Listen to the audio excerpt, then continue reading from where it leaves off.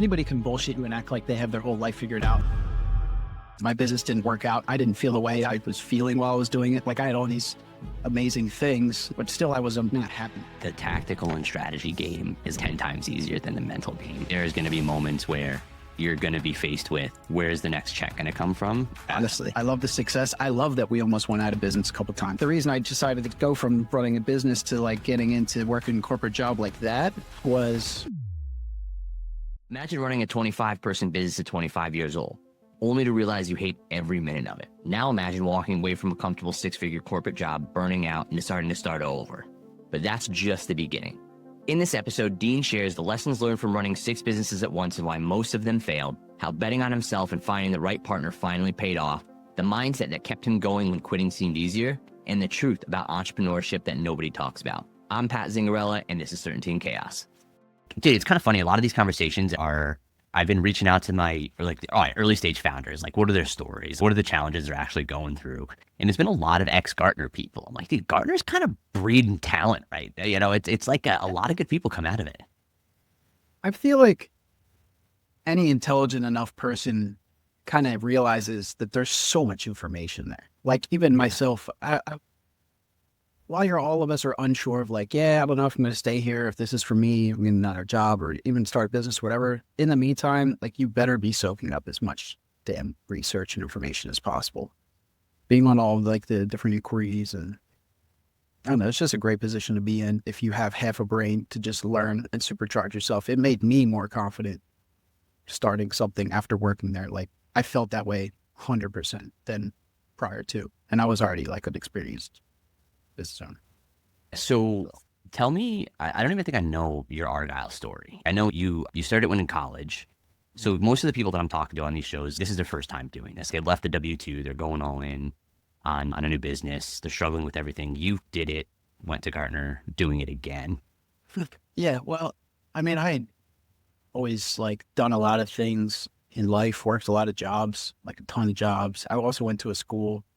My school, Drexel, like was a co-op school, so you had to also do like a co-op as part of prerequisite for graduating, which means you had to work full time in like a corporate level, entry level position, like you would if you had your degree, which is pretty cool because a lot of people would work at like BlackRock and stuff, and you get paid like that. You're working there, so you know, people would make like some money and get experience. I loved it, but I had worked in financial advising through that experience, and it's kind of like bouncing around, like, you know, getting a general business degree. And one of my good friends and I had started Argyle Interactive, honestly, not having any idea what we were doing. We were just like, he had a co-op doing marketing, and it turned out like most of the marketing job was mainly like digital marketing and like social media particularly. But, you know, still like website management and that kind of stuff. And he was the one who was like, dude, this is like easily a service-based business that we could get into. And we have these relationships and this work ethic and this and that. I was like, all right, sure. And that was a business where we had started as college students, and it was a great learning opportunity, like doing anything that's client-facing. It makes you learn business pretty fast because it's highly competitive. You're one in a million. You got to figure out what a competitive advantage even is and how to differentiate. And you have to build it, you know, pretty organically, especially back in those days. This is like people doing video meetings regularly. Like still, like you had mobile phones, but like just use your memory and realize like people didn't regularly do this a lot. Prior to COVID, like you could, it just certainly wasn't professional, you know, unless it was like needed. Like we were still just meeting for coffee, and everything was very much like a relationship-based business. We're in Philadelphia. Long story short, we got into digital marketing. We learned everything from SEO to web development, and like it became a full service marketing agency by the end, where we were doing like radio ads and video production and commercials, working with like CBS and all the casinos and World Trade Center and all kinds of real cool stuff. And we were young, right? But started that while we were in college. By the time we graduated, we had already had an office and staff and clients and everything. So that was just like a natural transition. It was weird. I'm giving you this maybe too much backstory, but I'm trying to explain it to you in the sense of your question. Like it was kind of all I knew for a while. It was like it actually became a struggle for me when I was trying to get a job. People looked at me like, you're not going to know how to work for anybody. You're not really even going to know how like this works in general. Like you're way too entrepreneurial early on. And I also like, dude, I couldn't get into jobs that I was getting recommended for even. And I was like, this is fucking crazy, you know, like, and I had come out of like running a successful business for like 4 or 5 years. I, you know, even got my university to become a client and pay my tuition money back. And like, I had like this great, you know, background story, young, motivated dude, and like nobody was hiring me. And I was like, what the hell's going on with this? And I'll give it to Gartner, man. Like they were cool. Like they recognized what I could bring to the table. I didn't even apply. They found me through their recruiting thing and then started working there. But the reason I decided to go from running a business to like getting into working a corporate job like that was at the time I was aware enough to realize that I was kind of just like a big fish in a small pond. I didn't really know much outside of what I was doing. And I was like, you know, it would be good to get followership experience. And frankly, I was a bit tired of being a leader too. You know, I was like getting pretty exhausted. You know, it can be a lot. Like we had a 25-person company. I'm like 25 years old. I'm trying to have fun, but also like running this legitimate ass business at the same time. You know, you're even, it doesn't matter like who you are, you're still this young guy in all these meetings. You're still the bottom of the totem pole. You're still like constantly having to catch shit and learn. And like, it was just kind of like a point where I was like, you know what, I think I want to like get in to a different environment and really just step out of the role of responsibility, be an individual contributor, you know, like something in sales and like just learn and be a sponge for a bit. That's why Gartner was most appealing. Yeah. Just because of that exposure point. I don't know if I'm getting too far off the topic, but. That's all right. Whatever. It goes where it goes. When you were there, I think one of my biggest issues with things like that is, I don't know, I'm a firm believer. You're either like, when you're an entrepreneur, you're an entrepreneur. Was it during that time, were you able to compartmentalize the two versions of you where it's, hey, I'm a Gartner employee, or hey, I still should be on my own? Eventually you left again. But during that time, was it tough? It was, I guess the honest answer, not to cut you off, is like, it was self-discovering. Like, I didn't really know. Anybody can bullshit you and act like they have their whole life figured out and like, oh yeah, I knew as this person, I had this plan. It's like, at the end of the day, like I was at Gartner because life didn't go according to plan. My business didn't work out necessarily according to plan. I didn't feel the way I was feeling while I was doing it. Like I had all these amazing things and I was like very successful with my first business, right? I had clout in my city. I was, you know, making money. I was the first person to have like, you know, real estate, and I had a lot of responsibility and great experience for my age and the time, but still I was like not happy. Like I was very like, I don't know, man, like borderline depressed where I was like, I don't know what the hell is wrong with me, but like something's not clicking here. Yeah. I should be much more thrilled with like, or satisfied. And I kept chalking it up to being like, man, you're just like too ambitious and like, this isn't enough. But I don't know if I was it. So I was like, let me just change it all up. And then I went into Gartner, and that was a whole nother thing where it's just like, well, this is a completely different experience. Yeah. This money's a lot easier than entrepreneurship. That's for sure. You know, like our job was like cream if you knew what to do with it. And it was much easier than building a business and going through all the stress of that. At the same time, you know, it also had lacked the perks, and you're in this big system and you're, you know, certainly not being able to exercise all these different parts of yourself. You're not the captain of your own ship. You're doing all different. It's a job. It's a corporate job. I don't know how else to explain. But that was a whole process of self-discovery too, where it's just kind of like, am I somebody who should just really be successful and just like be some kind of VP or president at a business like this? And like, this is for me, like I'm learning a lot, or, you know, is it really in me to go back to being an entrepreneur? And consequently enough, it like I resulted in having the same exact feeling, even though I was being successful at Gartner. I had like achieved my personal goals working there too, where I was like, you know, I'm going to save enough money, I'm going to buy a house and do all these things. And I'm like sitting there, it's 2020, we're remote. So you're forced to sit down and think about what the hell you're doing. You get like, just press brake on the treadmill for a second. And then I'm just like sitting there in my house with my luxury car and like my pool and my dog and I'm like by myself. And I'm just, which was another factor. And I'm just kind of like, I'm also not happy with this at all. Yeah. Like I've achieved all these things. I just like ran hard to make money and do this and that and like have these luxuries. And now I'm just like, I don't really know if this is it at all. But I did know for sure that it was something inside me that said like, you're not challenged enough. I'm like not mentally gratified and I was losing my energy in the sense of like what motivates me and what gives me energy and what makes me hungry in the morning. Like I didn't have that anymore. After it was like hitting a couple quotas and whatever, it's like, that's cool. Like what is next? Like what is the bigger thing? And I also didn't like the idea of a cap. Like I was always digging and prying at Gartner and trying to even talk to like the strategic account guys, like the ones who are working on like the big accounts, like the Fortune 500s. And I'm like, what does the top earner make here? Like, what is the top? You keep telling all of this, like, oh, it's unlimited. It's unlimited. I'm like, no, dude, there's like a limit. Like you're going to make 250, 300, maybe 400,000 a year. Okay. That's really cool. That's great at, pre being under 30 years old. But like,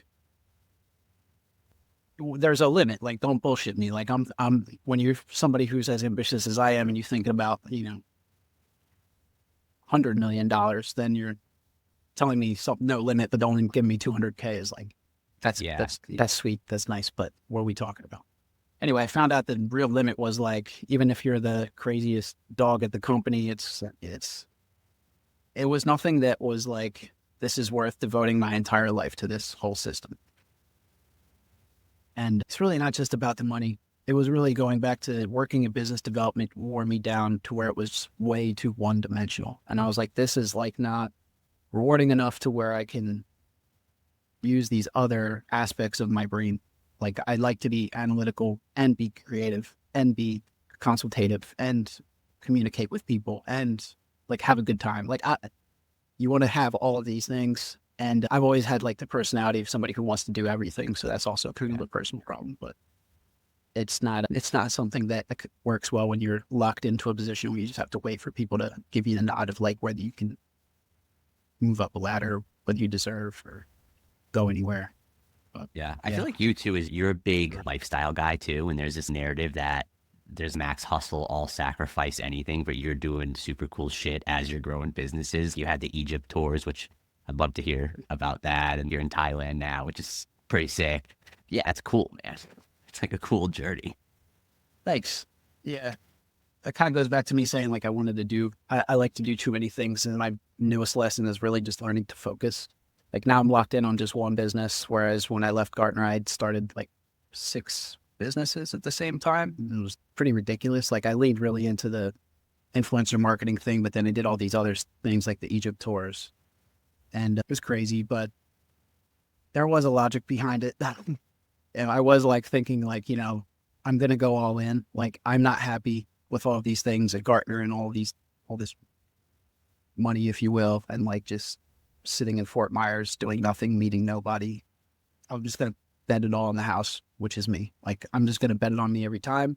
If I can make this much at Gartner in 3 years or 4 years, I'll just do it again if I lose. That was like what I was thinking. Whatever.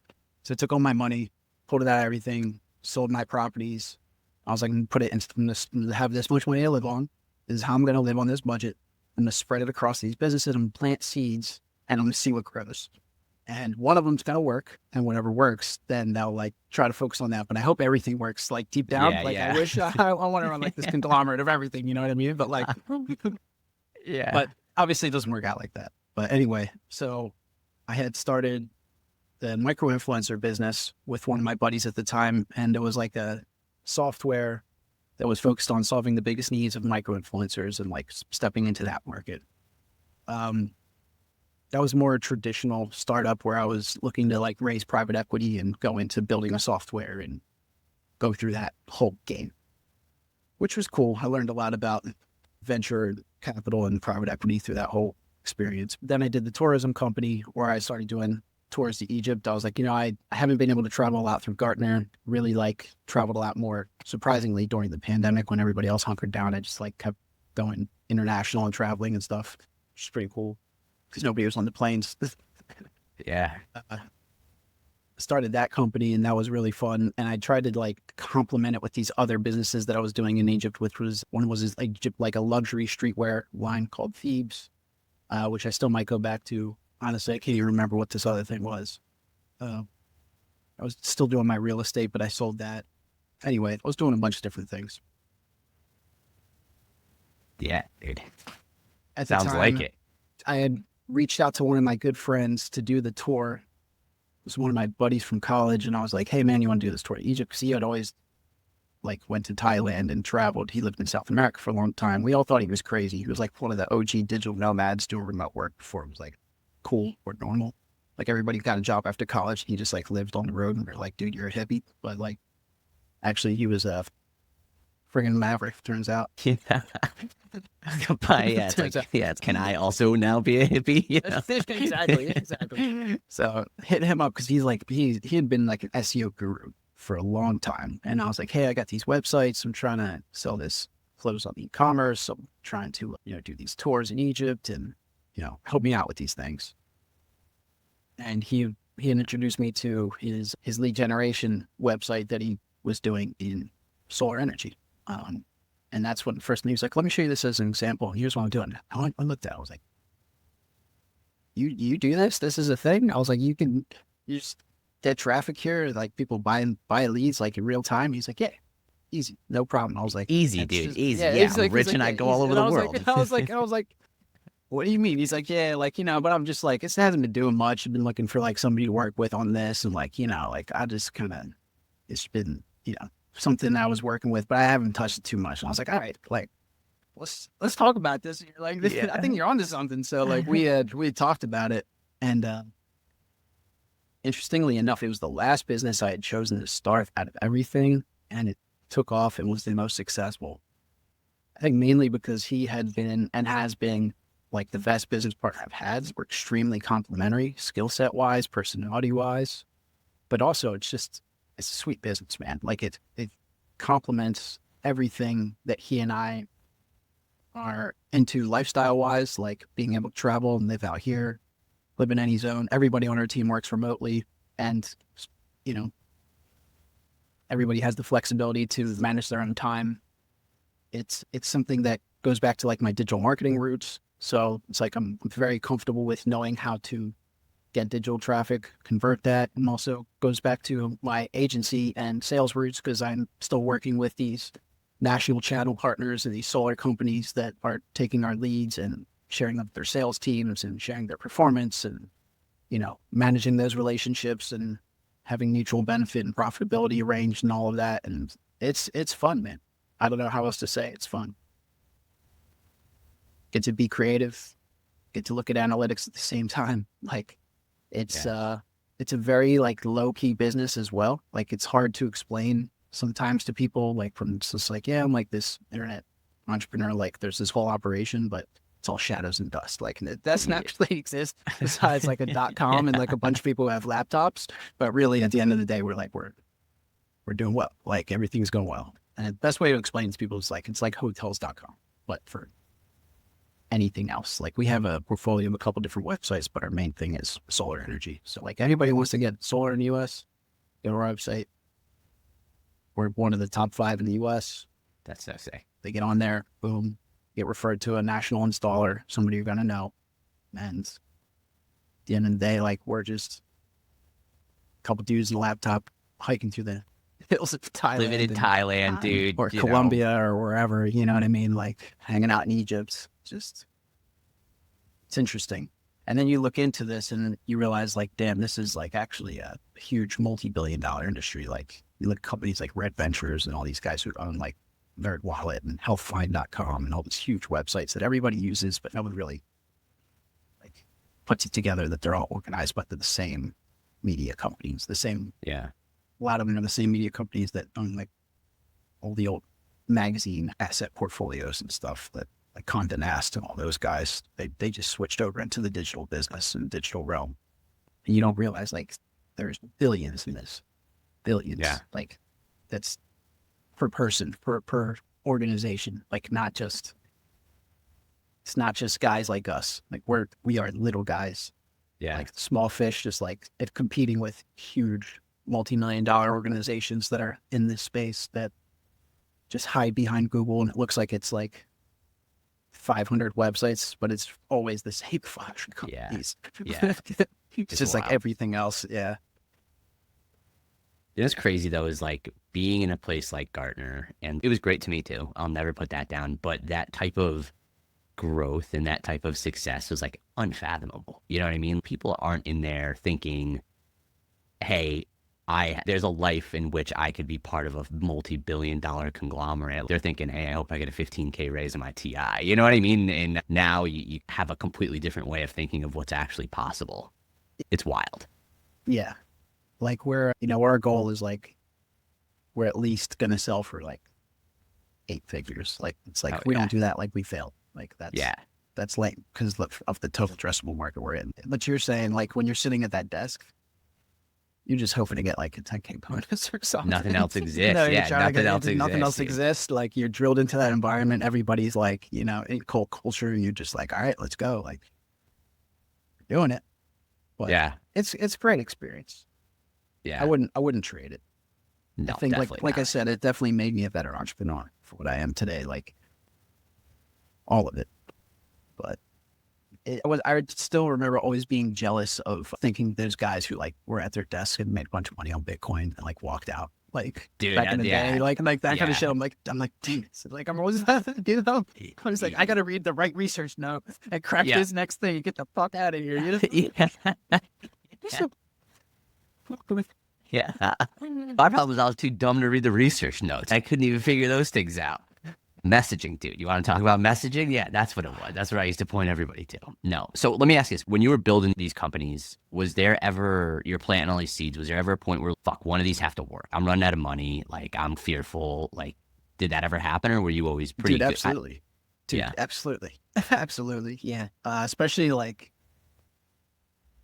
it was like 2022 was pretty much like the turning point year where everything was like, I was running out of gas. I had, really pushed myself. I like took on this other board position and marketing director role just to like make some extra side money. And my dog died. So that cost like, dude, that like took like 30, 40 grand out of my savings. Jeez. Just like trying to like friggin' vet bills and stuff. Like you have no idea. Totally regret not getting pet insurance. Like, I thought it was a scam. And now I'm just sitting here like, nah, they got me. They took a car from me, They're really damn. Anyway, so like that cleaned me out pretty good when I was like, oh man, like I'm getting less and less stable with this stuff, and I gotta like one of these has to work. And that's when we started cracking the code a bit with this solar website, just ecogenamerica.com. Probably figure out what it is anyway. That's when we started like getting really strong in New Jersey. We had a partner, and we had a regional partner at the time. We were just focusing on like the tri-state area. We were making some good money. We were just like figuring it out, but it was still like month to month. It wasn't until that point, like later in the year, that it started coming up. But like having a regional business at the time, we were also enduring like a lot of seasonality. We still like were flying really blind. We were still like, pretty foolish in the way we're running business in retrospect, because some months were like too easy, and then some months you're just like, damn, the whole floor just fell out from underneath of you.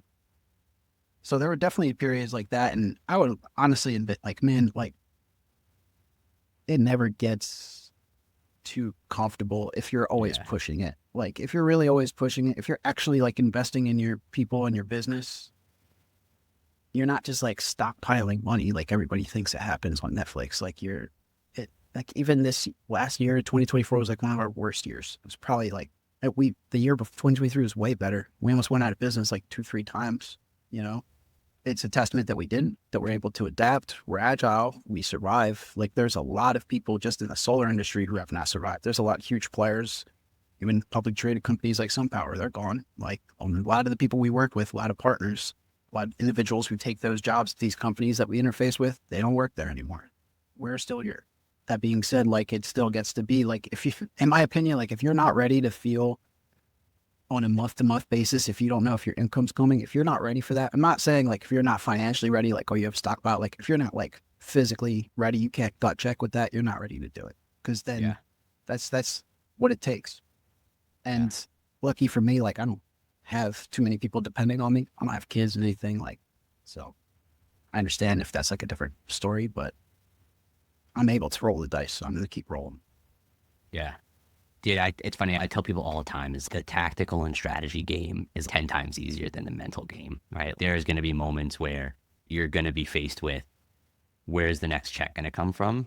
And oh yeah, I can make 10 calls, but are you prepared to like almost throw up and keep going? Or that's, I think, where the threshold really lies is like, what is your mental psychology and all that?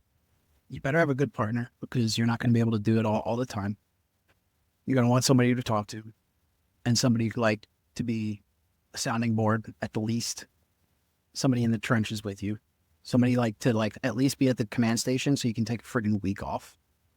Like a lot of basic things people don't think about and they're like, oh, I'll just be by myself. It's like, no, you don't want that. I promise.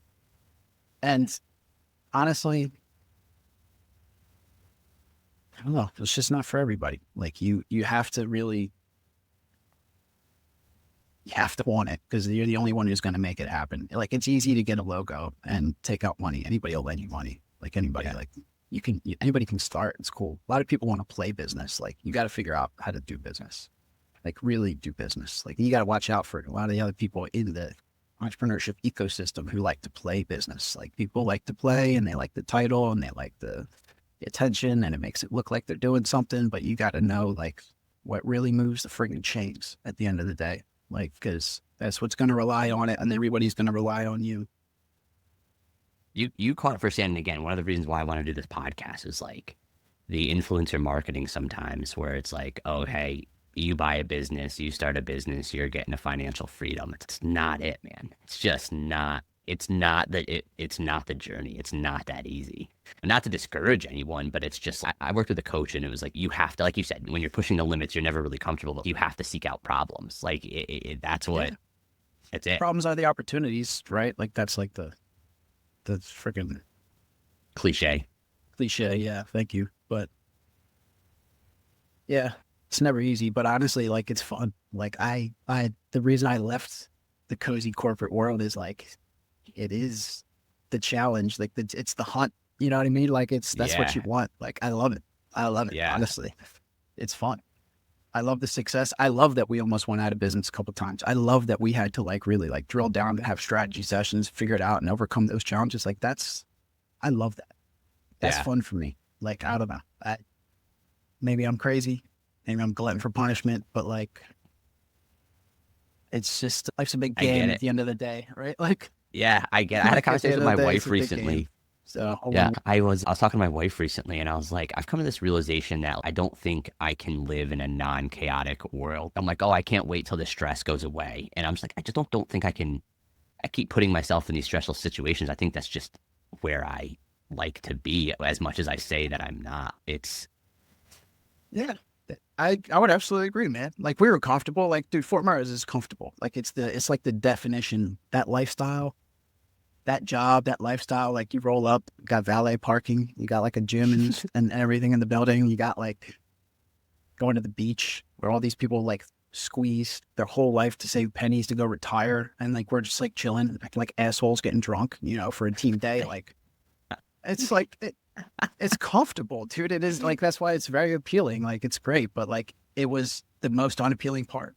After a while, it's like, this is like not it. Like I regret doing a lot of that in my 20s. Like I regret spending those youthful years like that. I'm just like, man, why was I acting that way? Or like, why was I so unhealthy? Like I gained a lot of weight. I was drinking a lot, eating a lot. Everybody's like crushing pub subs. Everybody's having a good time. Like it's Florida, right? But at the same time, it's like, what the hell was I doing? Like I could have been performing at the same level that I used to be able to. And now I'm like, you know, mid-30s, and I'm like, dude, I wish I had the energy I had at that time. You know, I wish I could still be like 26 and go 3 days straight. Like, what? You know, it is what it is. different, man. Not that I'm old and tired, but you're just not the same. That's all I'm trying to say. You know, like it's just different. So anyway, it's just too comfortable. That's not for me. So and that's what it comes down to, is like it's either in your personality or it's not. And I think it's like entrepreneurship becomes this thing that people talk about, and it becomes like this almost like career role or option for people that they think about, just like everything else everybody like thinks about on TV when they think about like, what do I do with my life? Would I be working in high power finance? Maybe I'd own my own business, or maybe I'd be in the military. And it's like they try to play all these theater hats, but at the end of the day, I think like you kind of just follow your calling. And if you don't, Yeah. you go pretty frustrated the rest of your life. Yeah. Yeah. So I it agree is with for that, you man. or it's not. Yeah. I had a conversation again with my wife the other day when we were talking about like this cliche of what's your why, and people are like, oh, it's my kids, it's this, it's that. I think it's bullshit. This is just who you are, Yeah. in my opinion, to a certain degree. It's just who you are at your core, and unfortunately, it's like me in the younger days. This version of me was just all directed towards partying. You know what I mean? And Yeah. then like that redirection luckily got into business and didn't go further down that path, but like it was just who I was. It's like the intensity and the stress, I just brought it upon myself negatively back then, and now it's just redirected. So it's Yeah, funny. man. But Yeah. I think the what's your why is like corporate bait. It's like they kept yeah, saying that. Just like give yourself a reason. It's like it's almost like if you have to think about that, it's like, well, what are you doing? Like, what you got yeah, to like remind yourself that there's a reason for the dumb shit that you're doing. It's like, why don't you do something that's not like soul sucking? It's kind of why I find it hard to answer even some of your questions, because it's just like, it just is who you are. At the end of the day, yeah, it's like, I'm giving simple responses because it is what it is. Like, it's just what gives me energy. It's just what yeah, makes me feel comfortable, and like all of my like mental stimulus is satisfied, like I get to, I don't know, it's what better yeah. say. That's it, dude. You're in Thailand now. Yeah. How long you think you'll be there for? Everybody asks this question. Well, no, indefinitely. Everybody's like, oh, forever? I'm like, oh, I don't know what forever is, dude. But like, I'm here as long as it's comfortable. I still travel a lot. Like, it's back in the States and go to Egypt a lot. And like, I think the world's a much smaller place than most people do, because like planes aren't that scary for me. But yeah, I'm comfortable here, man. It's a good vibe. I'm definitely going to spend more time here this year than I did last year, which is so. And that I'll probably be bouncing around, back and forth to Egypt. But the U.S. is also pretty crossed crazy too, man. Not that it's like unaffordable, but it gets to the point where it's like, why would I spend multiples of my money to get less of an experience half the time? Yeah, It's a great place to be uber wealthy. I'm not working on it. Not there working yet. on it. Not there Working on it, yet. man. Working on it. Cool, Yeah. cool, How dude. about you, bro? How's everything going with your business? Things are good, man. We're growing. It's a grind. Like that's what it is right now. And the way we've got it structured is it's a marketplace in the end result. And so we're in this business where everybody wants to use it, but everybody wants to use it when everyone else is using it. So like, how do we get to that? How do we get to that point and get to that hockey stick where like we go from, hey, this is cool to, hey, this is inevitable. And it's just like pushing through things, right? That's just all it is right now is as many eyeballs and as many users as it. And we're shifting. Like we're shifting into relevancy, or we're waking up to organic users and growth and reviews, which is so cool, man. That's the coolest thing. Nice. And we're not there yet. We're far from made it, but we're definitely on our way. I think I could feel it. How long have you been doing it now? Coming up on 2 years. But again, it was a platform and we did it pretty scrappy, dude. Like it's not your typical startup journey where it's okay, we didn't raise money, we self-funded, we built it in phases, we made every mistake early on. We're like, okay, March 23 we had the idea, we launched it November 23. We thought we were going to launch like a full product, but almost got fleeced by a development firm, and like the features weren't there, the thing was broken, and so our money was way off. So we had to go back to the drawing board until February. And so like now we're kicking. And we've got Did some you paid lose a clients. lot of money on development?